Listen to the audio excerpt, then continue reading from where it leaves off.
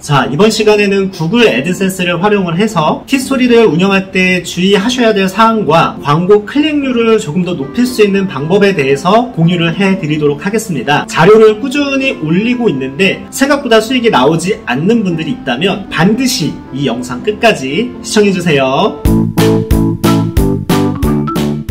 첫 번째, 광고 상품 분석. 자, 저번 시간에는 부분 광고 심는 방법에 대해서 알아봤죠. 이번에는 부분 광고 로그 분석입니다. 부분 광고를 심었을 때 CTR이 많이 나오는 광고도 있겠지만 클릭률이 다소 떨어지는 광고 상품도 있습니다. 노출 대비 클릭률이 적은 광고 상품의 경우에는 즉시 애드센스 분석 이후에 제외 처리를 해주시고요. CTR이 높은 광고 상품 위주로 꾸준히 광고를 심어주고 변경해 주시는 것이 좋습니다. 티스토리를 운영하시는 분들이라면 꾸준히 분석하시면서 해두어야 될 부분입니다. 자, 지금부터 간단하게 하는 방법에 대해서 공유를 해드리도록 할게요. 우선 구글 애드센스 계정에 들어가셔서 왼쪽 매뉴얼에 차단 관리 모든 사이트를 눌러보시면 브랜드에 적합한 광고가 설정되어 있는지 확인하기 란이 있습니다. 이 도구를 활용하시면 포스팅 내에 광고를 최적화시킬 수가 있는데요. 일반 카테고리를 눌러보시면 광고 노출 비중이라고 있습니다. 여기에 가시면 광고 노출 비중 대비 수입 비중 퍼센테이지를 한눈에 보실 수가 있는데요. 여기서 맨 위 금융을 눌러보시면 광고 노출 비중 38% 대비 수입 비중이 약 51%로 상당히 높게 나오죠. 하지만 아래로 내려가 보시고 건강 카테고리를 확인해 보시면 광고 노출 비중이 6.3% 대비 수입 비중이 1.4%밖에 나오고 있지 않습니다. 자, 이런 광고는 자리만 차지할 뿐 별 의미가 없는 광고예요. 그래서 이런 광고는 애드센스 계정 내에서 이렇게 차단을 해주시면 됩니다. 자, 이 인터페이스를 활용을 하셔서 노출 대비 클릭률이 낮은 광고 상품은 바로바로 차단을 해주시고요. 이것도 몇 개월간 A/B 테스트를 거치면서 높은 비중의 광고 상품 위주로만 나올 수 있도록 최적화 과정을 거쳐주시면 아무래도 클릭률 높이는 데는 큰 도움이 되겠죠.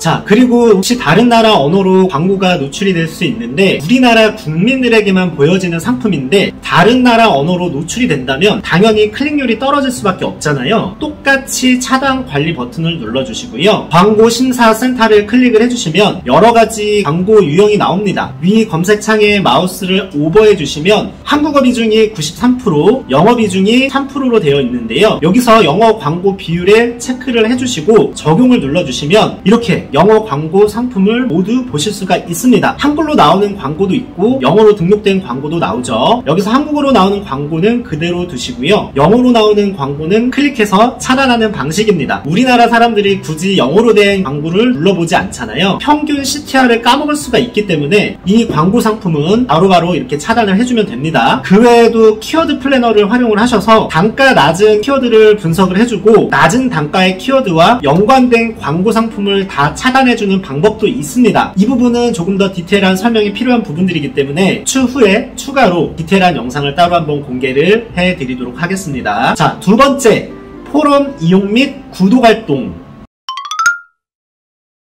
자, 이제 어느 정도 광고 세팅이 되셨다면 방문자와 클릭률에 도움이 되는 루트에 대해서 분석을 해야겠죠. 유튜브와 동일하게 티스토리도 같은 유저들끼리 서로 구독을 해주면서 구독한 블로그 계정에 주기적으로 이웃 방문을 하고 커뮤니케이션을 하는 방법인데요. 새로운 글이 올라올 때마다 서로 댓글도 남겨주고 또 RPM을 끌어올릴 수 있는 이웃 활동입니다. 요즘 많은 분들이 이 구독하기를 통해서 실제로 클릭률을 높이기 위해서 많이 활용하는 방법이고요. 또 하나는 포럼 영역을 이용하는 방법인데요. 티스토리 관리자 모드에 들어가시면 좌측 상단에 포럼 영역이라고 있습니다. 자, 여기 들어가시면 내 블로그를 어필할 수 있는 공간이 나오거든요. 이 공간을 잘 활용하셔서 내 블로그를 어필하시거나 혹은 어필하고 있는 블로그에 방문을 하셔서 서로 구독을 통해서 이웃 활동을 하시면서 방문자도 올리고 RPM과 클릭률을 높여주기도 합니다. 세 번째, 티스토리 운영 시 주의사항.